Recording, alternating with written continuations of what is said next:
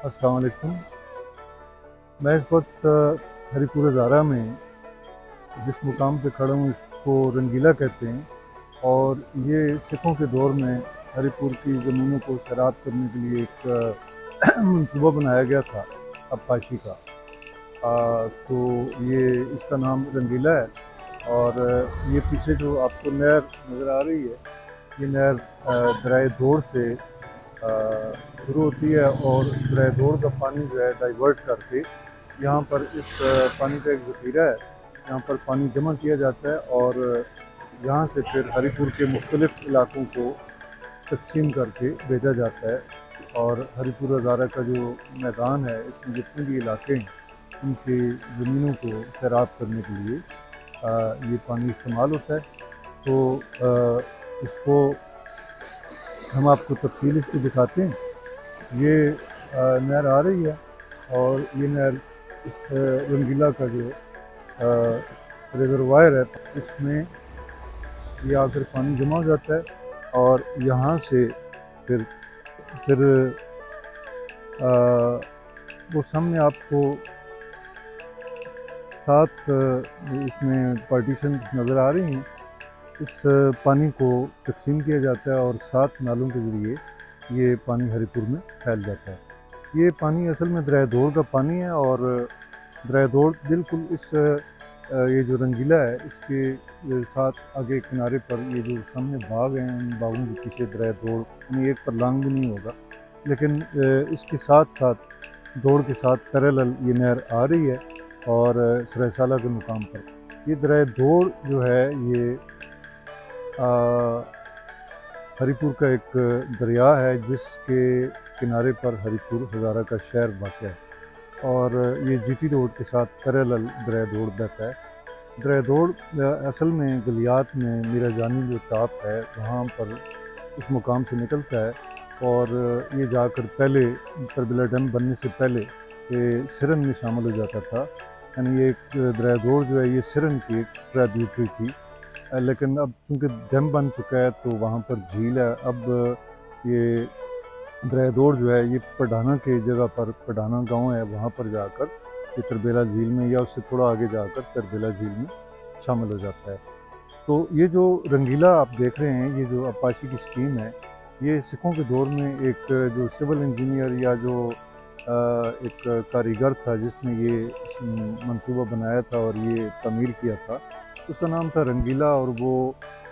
खत्री था और दरवेश में रहता था, दरवेश का रहने वाला था, मोज़ा दरवेश का।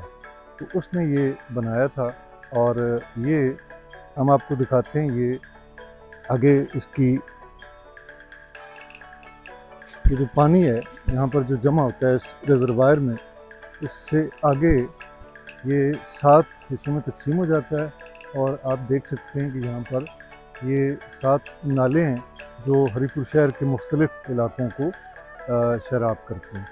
ये यहाँ पर तो एक 7 नाले आपको इकट्ठे नज़र आ रहे हैं, लेकिन आगे जाकर ये डाइवर्ट होते जाते हैं, और अपने अपने जो इनका एरिया है,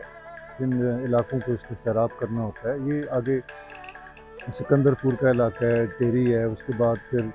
आगे ये खलाबट का इलाका है, जागल है, जिंदा है,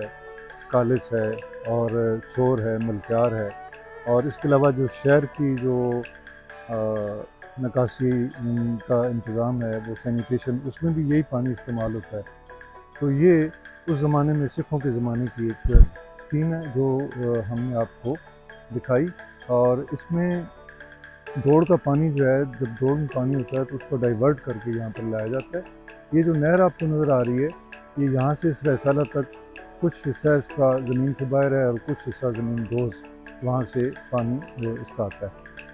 तो ये एक तारीख़ी जगह है, क्योंकि सिखों के दौर का एक मंसूबा था, इसको रंगीला कहा जाता है। और गर्मियों में यहाँ पर लोग शहर के लोग सैर के लिए भी आते हैं और नहाने के लिए भी आते हैं, बच्चे यहाँ नहाते भी हैं। पहले ज़माने में तो दौड़ का पानी साफ़ था, लेकिन अब गुज़श्ता 20-25-30 साल से, क्योंकि ये मुख्तलिफ़ इलाक़ों की जो